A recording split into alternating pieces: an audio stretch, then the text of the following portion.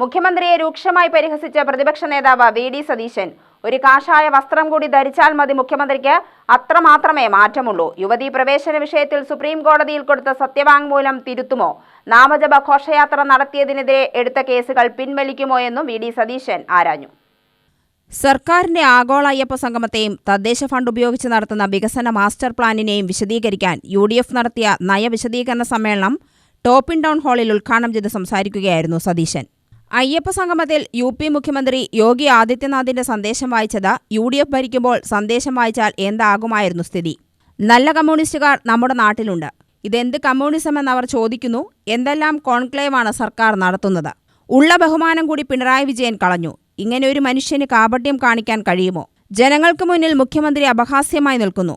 ഇസ്ലാം മതസംഗമവും Christian മതസംഗമവും ഓരോ ജാതിയുടെ പേരിലും സംഗമം നടത്തും. 9.5 കൊല്ലമായി ശബരിമലയിൽ ഒന്നും ചെയ്തിട്ടില്ല.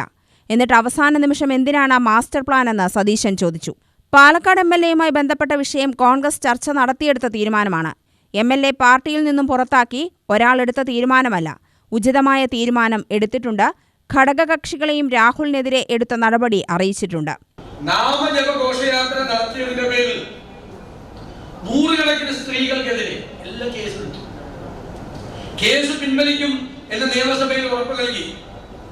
ആ കേസുകൾ ഇപ്പോഴും നിരസിക്കാതെ ആ കേസുകൾ ഇപ്പോഴുണ്ടായ അയ്യപ്പ ഭക്തിയുടെ പശ്ചാത്തലത്തിൽ ആ കേസുകൾ പിൻവലിക്കാൻ തയ്യാറുണ്ട്. അതാണ് രണ്ടാമത്തെ ചോദ്യം. മൂന്നാമത്തെ ചോദ്യം വളരെ രസകരമാണ്. ഇപ്പോൾ എന്താണ് അയ്യപ്പ സംഗമം നടത്തുന്നത് എന്ന് കോടതി ചോദിച്ചപ്പോൾ പറഞ്ഞു വികസന പദ്ധതി മാസ്റ്റർ പ്ലാൻ. 10 കൊല്ലം ഭരിച്ചിട്ട് ശബരിമലയുടെ വികസനത്തിന് ചെറുവിരൽ അനക്കാത്തവർ തെരഞ്ഞെടുപ്പിന്റെ സായാഹ്നത്തിൽ ഉടനെ മറ്റേ ലോക്കൽ ബോഡി പ്രഖ്യാപിക്കാൻ പോവാ. അത് കഴിഞ്ഞ അസംബ്ലിയായി. അപ്പോഴാണ് വികസനം, ശബരിമലയിൽ വികസനം മാസ്റ്റർ പ്ലാൻ എന്ന് പറയുന്നത്. ശബരിമലയിലെ മാസ്റ്റർ പ്ലാൻ എന്ന് പറഞ്ഞാൽ അയ്യപ്പ ഭക്തർ ആരെങ്കിലും കേരളത്തിൽ വിശ്വസിക്കോ? അപ്പൊ എന്തിനാണ് ഈ പോണപോക്കിൽ മാസ്റ്റർ പ്ലാൻ? അതാണ് മൂന്നാമത്തെ ചോദ്യം. ഇനി രസകരമായ ഒരുപാട് കാര്യങ്ങളുണ്ട്. ഇപ്പൊ വന്ന അയ്യപ്പ ഭക്തിയാണ് എന്ന് തെളിയിക്കാനുള്ള നിരവധി കാര്യങ്ങളുണ്ട്. ഈ അയ്യപ്പ ഭൂതോദയം ഉണ്ടായത് എങ്ങനെയാണെന്ന് ഞാൻ പറയേണ്ട ആവശ്യമില്ല. ഇനി അവിടെ ഒരു സന്ദേശം ദേവസ്വം ബോർഡ് മന്ത്രി കോൾമയിൽ കൊണ്ടുവന്നാണ് പറയുന്നത്. വാസവൻ ആരുടെ സന്ദേശമാണ്? യോഗി ആദിത്യനാഥിന്റെ സന്ദേശം.